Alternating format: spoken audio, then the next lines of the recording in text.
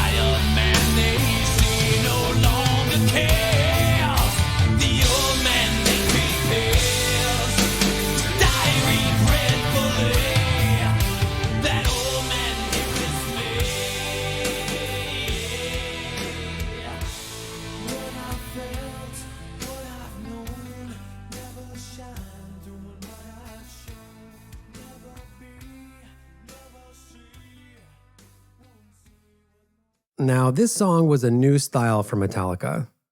They wanted to try a song with a heavy verse and a soft chorus, something rarely heard in rock and roll or metal.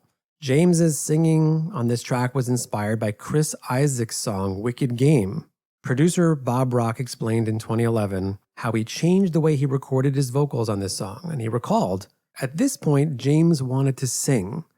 He had done a lot of screaming, but now he wanted to go somewhere else. And he sang, "With time the child draws in, this whipping boy done wrong. Deprived of all his thoughts, the young man struggles on and on, he's known. A vow unto his own, that never from this day his will they'll take away." And then he says, "What I've felt, what I've known, never shined through in what I've shown. Never free, never me. So I dub thee unforgiven." Anger is a teacher. It points the way to a big crack in our inner system and is ultimately doing us a favor by clearly indicating that something is wrong and needs to be addressed. Interestingly, after James won his battle against his addictions, which was a major theme in that film, Some Kind of Monster, they entitled their next album Saint Anger, giving a nod to the more elevated take on the nature of anger. Anger is the emotional response we have to a perceived lack. The antidote to it is and always will be humility.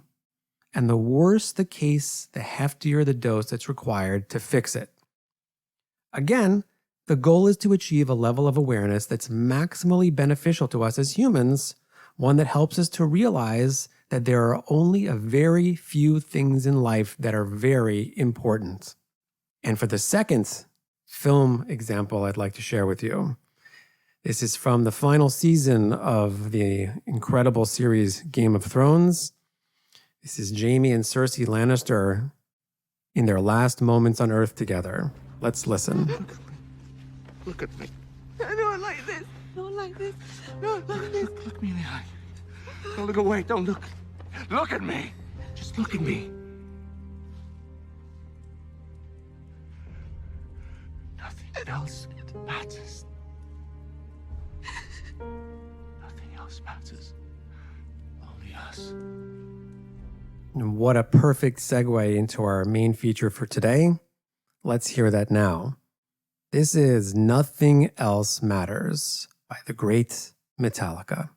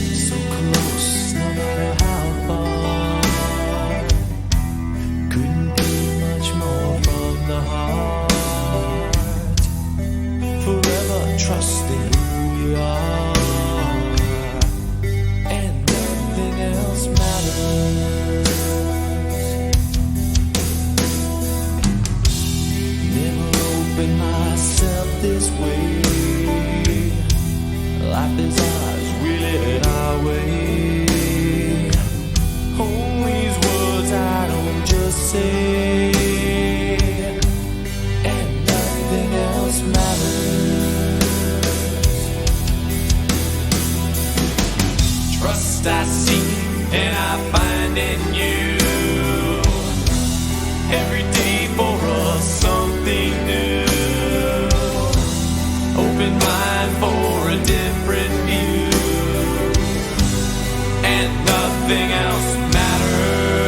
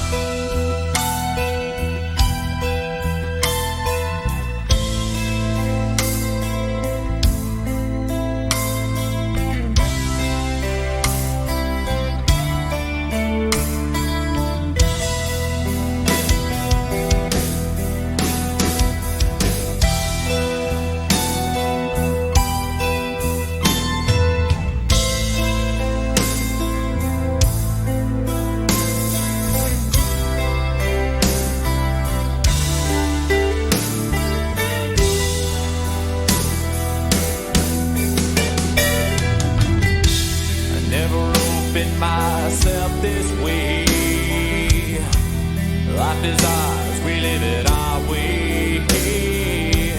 All these words I don't just say, and nothing else matters. Trust I seek and I find in you. Every day for us something new. Open mind for a different view, and nothing else matters. Never care for what they say, never care for games they play, never care for what they do, never care for what they know. And I know,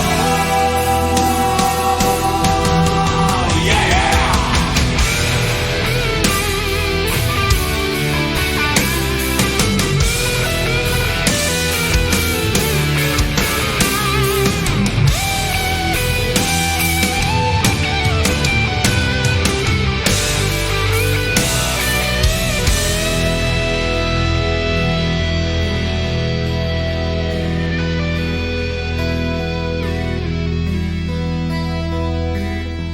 So close, no matter how far.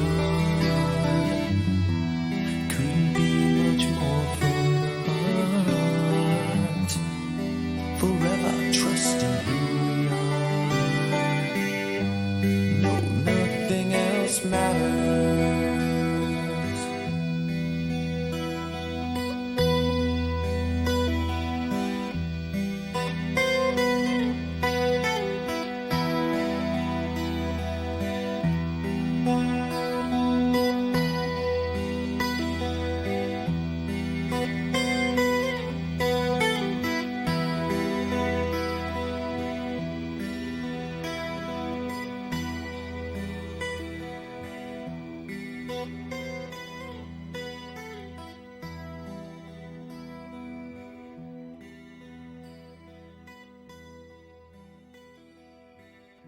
What an amazing tune.